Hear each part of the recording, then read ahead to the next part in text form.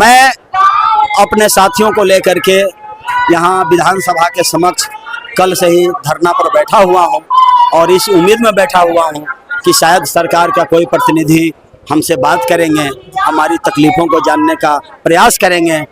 लेकिन यहाँ मौके पर उपस्थित मजिस्ट्रेट साहब जो आए थे और उन्होंने हमसे ज्ञापन लेकर के गए कल ही, और उन्होंने कहा कि हम बात कराएंगे, लेकिन अभी तक कोई सरकार के प्रतिनिधि बात करने के लिए नहीं आए हैं। खैर, ये बात करने आए या नहीं आए, सरकार तक हमने अपनी बात पहुंचा दी है। हमने लिखित ज्ञापन और मांग पत्र दे दिया है, और अगर सरकार हमारी प्रमुख मांग सालों भर काम की गारंटी, हमारी सेवा का नियमितीकरण और मौसमी कर्मचारियों का उत्पीड़न करने वाला एसओपी की समाप्ति, ये 3 प्रमुख मांगे हैं। इनके अलावा भी और कई छोटी छोटी मांगे हैं। तो उन मांगों पर सरकार अगर ध्यान नहीं देती है तो हम आने वाले बजट सत्र के दौरान हम विधानसभा के समक्ष पूरे बिहार के मौसमी कर्मचारी, अभी जो संख्या बल मौजूद है उससे 10 गुना 20 गुना संख्या में हम आएंगे और पुनः फिर इस सरकार के दरवाजे पर फिर से बजट सत्र में जोरदार दस्तक देंगे। प्रमुख मांग क्या है? हमारी सबसे प्रमुख मांग है सालों भर काम की गारंटी।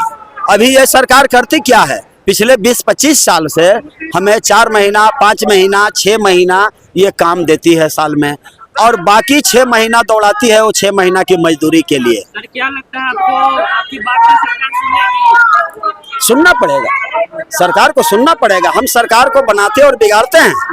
हमारी पहुंच बिहार के हर टोले पर, हर गांव में है। हम गांव घरों में रहते हैं और बिहार की ग्रामीण आबादी का 80% हिस्सा गांवों में रहती है।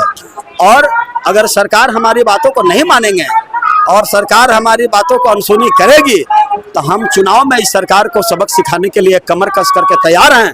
20 साल से हमने इस सरकार का धोखा देख लिया है।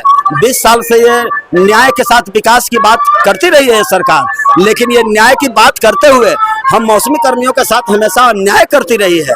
इसलिए इस अन्याय करने वाली सरकार अब भी अगर इस चुनावी वर्ष में नहीं चेतती है तो इसको खमियाजा अगले विधानसभा चुनाव में मौसमी कर्मचारी जरूर भुगतान करेंगे और इन्हें भुगतना पड़ेगा। सरकार की ओर से कोई प्रतिनिधि आया? नहीं, वही तो मैं कह रहा हूँ, कल से हम लोग इंतजार कर रहे हैं कि सरकार के कोई प्रतिनिधि आएंगे, हमसे बात करेंगे, हमारी कठिनाइयों को, हमारी तकलीफों को सुनने का प्रयास करेंगे, लेकिन कोई आए नहीं है। विधानसभा के सदस्य आए थे, माले के संदीप सौरभ जो पाली के विधायक है वो आए थे। आज थोड़ी देर के लिए एमएलसी शशि यादव आई थी और भी कई ट्रेड यूनियन के लीडर लोग आए थे, लेकिन सरकार का कोई प्रतिनिधि नहीं आए हैं। हम अब लंबे समय तक इंतजार तो उनका नहीं कर सकते हैं। बात ये भी नहीं मानी जाती है, तो आगे की रणनीति क्या होगा सर? आगे की रणनीति होगी कि अगले विधानसभा का जो सेशन होगा बजट सत्र में इससे 10 गुना 20 गुना संख्या में हम आएंगे और तब हम देखेंगे कि सरकार हमारी बातों को कैसे अनसुनी करती है। आज तो हम चेतावनी देने आए हैं, सिर्फ सांकेतिक धरना है ये 2 दिनों का, लेकिन हम विधानसभा के बजट सत्र में हम इनको जोरदार सबक सिखाएंगे। मैं सत्येंद्र कुमार, प्रधान सलाहकार, बिहार राज्य सिंचाई विभाग, दैनिक वेतनभोगी कर्मचारी यूनियन बिहार। करके और हम मौसमी मजदूर पूरा बिहार जिला से आए हुए हैं, पूरा बिहार राज्य से आए हुए हैं।